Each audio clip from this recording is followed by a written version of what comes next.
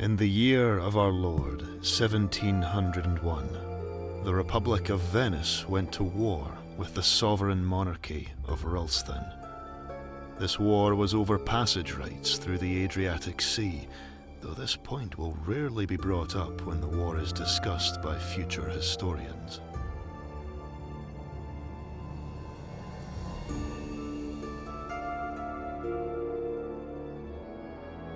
It was, like most wars, overstretched and too costly. Neither side could afford it, nor would they back down. Many lives were lost, and whatever the outcome, each nation would nurse its wounds for some time.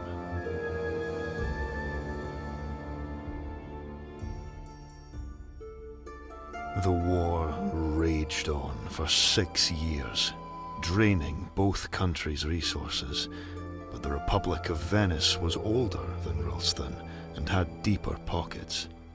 In a war of attrition, they would win, and both sides knew it. 3 generals from Ralston, 2 brothers and a close friend, came together to strategize, and came up with nothing. They would not win this war.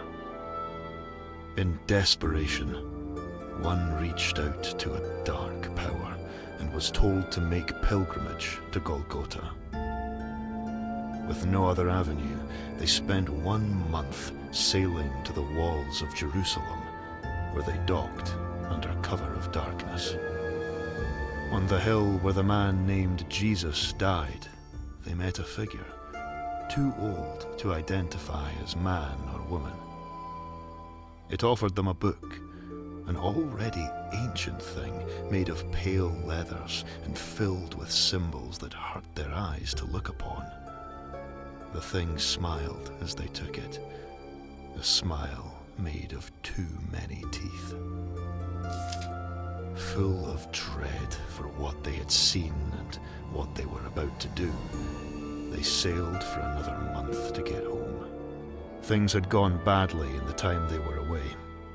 Soon they would have to surrender, and Ralston would fall into decline, one it was unlikely to survive.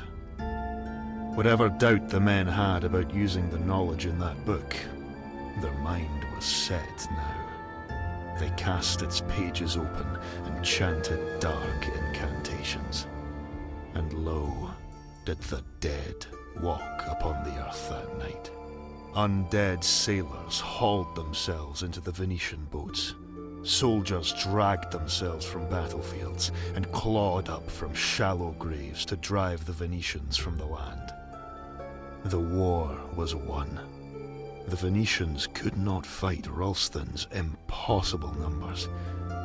They surrendered, the book was shut, and the dead were dead once more. The book was destroyed, but the world had noticed. Ralston had dark magic, and no shame in using it. Many enemies, without and within, were born that day. 1711. 3 years later, a child was born to one of the generals involved in unleashing the spell.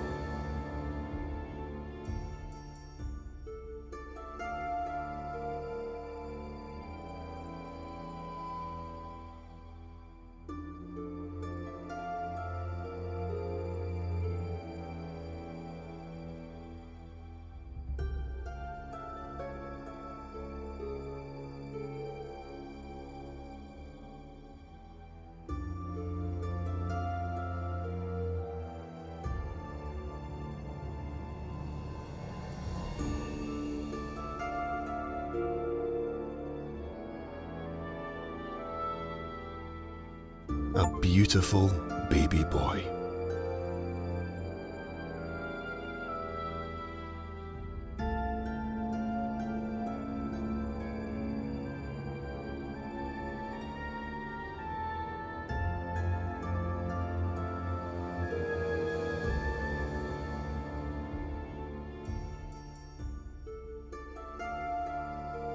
The night you were born, A blood moon hung low in the sky. Shepherds took their flocks in, and old women lit candles. You were taken from your mother and left with a nursemaid for your first few days in this world.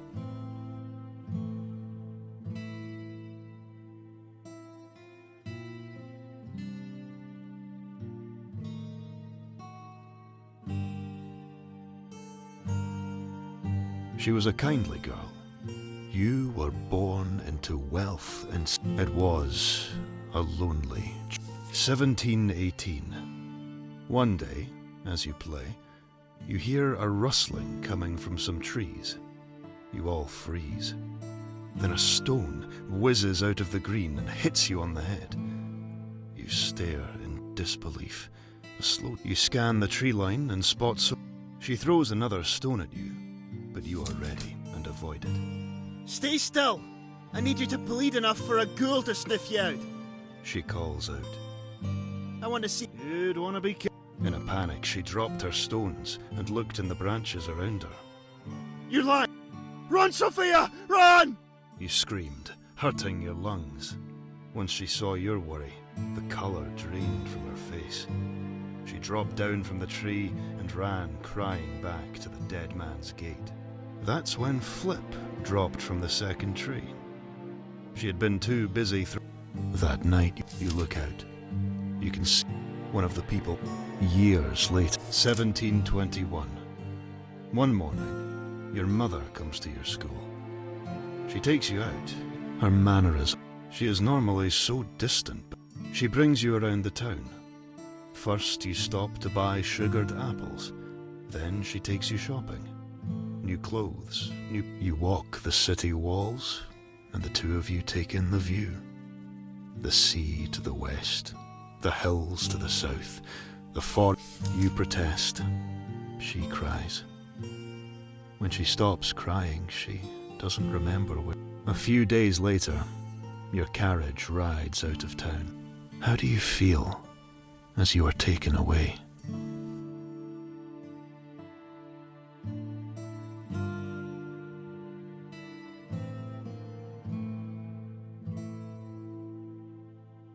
I am angry. 1722. A year has passed. More quickly than you might have expected. You are thankful. You look at the collection of books. 1725. Your schooling is done now. Your time here is over. Ultimately, perhaps, with your path, your travel home feels faster than it was leaving. Perhaps mindset, perhaps age, perhaps because you have done it once already and can spy milestones. Whatever the reason, you arrive home to your mother and Hoffman awaiting you. Your father, it had been 4 years since you were home. Not a long time for some, but a quarter of your life. You had this idea that you had matured, changed.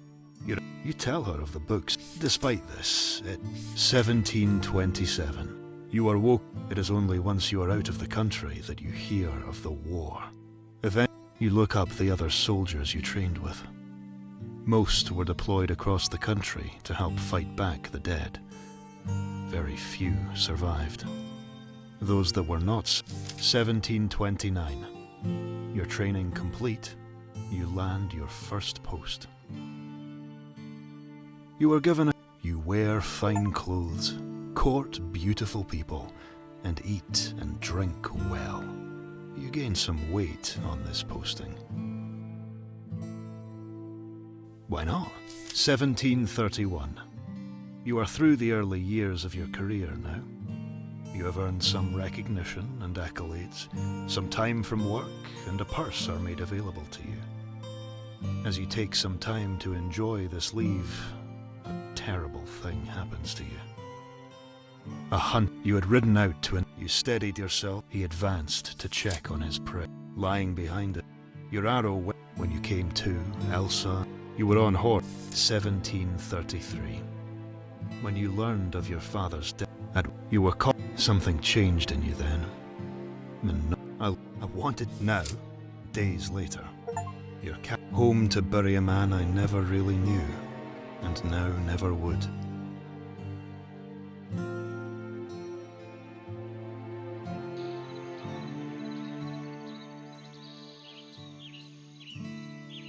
Should we stop, sir? Yes. Apart from this pair of fools annoying me.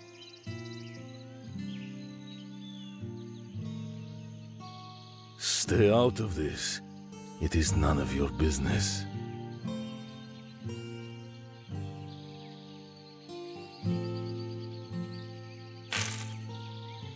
Thank you for helping me. I know you. You are the son of Zelig. Just a girl from the village yonder. I was collecting herbs when they waylaid me.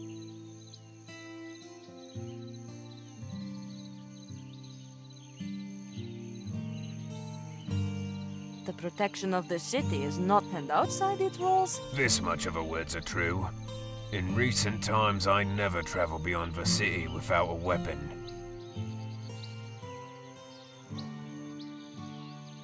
It was not. Those men are fools. Perhaps indeed. I think our paths shall cross right enough. I am sorry. It is a sad day. Be wary. Vizelek, the House of Van Eelstrik may have an important part in the future of the kingdom.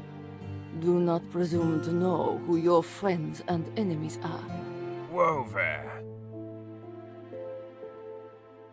Welcome home, my lord.